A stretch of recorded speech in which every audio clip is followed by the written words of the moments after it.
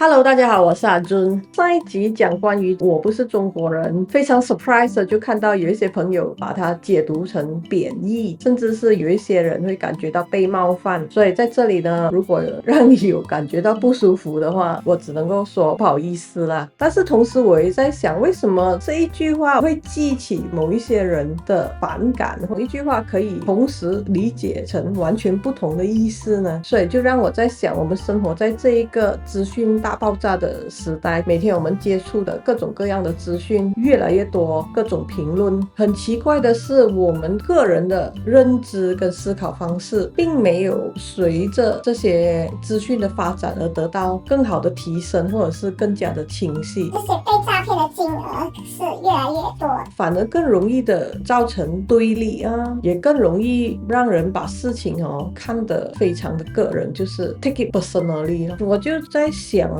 这是不是跟我们的脑回路的有关联呢？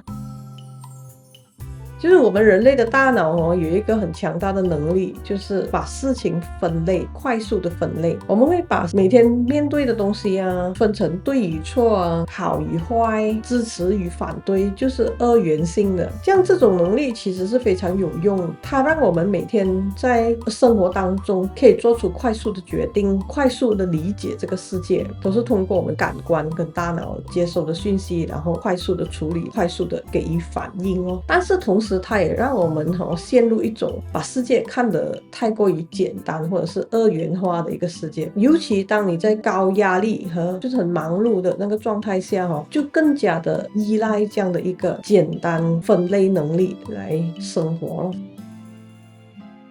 来自哈佛的这个脑科学家 Dr. Jill Bordella， 他本身就是研究大脑的，然后他有一天的时候中风，在那个几个小时里，他自己在家一个人开始察觉自己越来越不对劲，然后他可以清楚的感受到自己的左脑功能是一点一点的在关闭掉，他开始讲不出话，语言能力消失了，逻辑开始变得模糊，就连我这一个概念也慢慢变得模糊不清。他感觉到就是自己不是一个个体，而是跟这个世界融入了的那个感觉，没有这种边界没有分类没有对错，就是全部的资讯都融合在一起了，只有一种很强烈的存在感，还有连接感。当时他费了很大的劲去打电话，因为他已经失去了这个能力，他完全不能够 recognize 这一些符号、电话号码，从那个名片上的那一个号码符号，他要很用力的去记，然后再从那个电话的按钮上找到同样形状的符号，最后成功拨打出去给他的同事，然后他也完全讲不出话，幸好他的同事察觉到他的那个不对劲，然后马上援救咯，所以后来他用了好几年去康复，去重新训练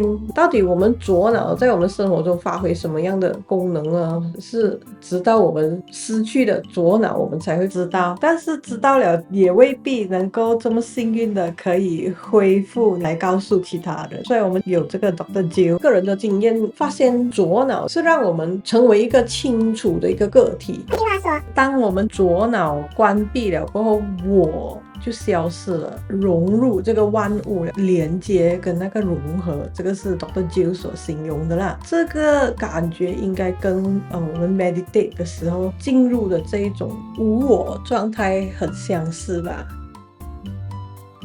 在我们的世界里，我们总是分别是我的不是我的，我的工作，我的身份，我的家庭等等，都是从我们的这个左脑产出的所反映出来的。所以最重要的一点就是，当我们太过依赖于我们这个左脑一直在分辨分类我们所接触的这个 reality 环境的时候，我们似乎忘记了这个世界本来不是这样子切割开来的，是一体的，我就是你，你就是我。所以我觉得这一个故事是挺有意思的。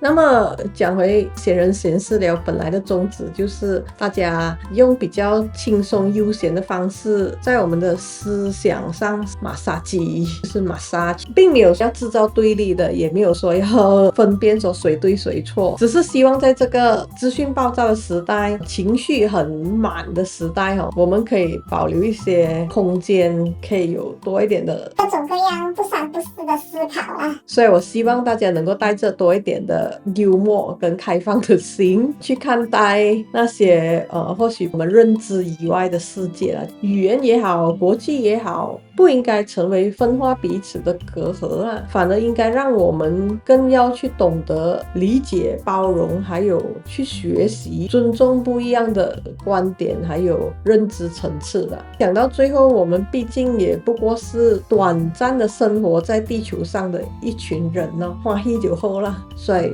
大家可以相亲相爱就相亲相爱了，不能相亲相爱也不要打架啦。谢谢大家。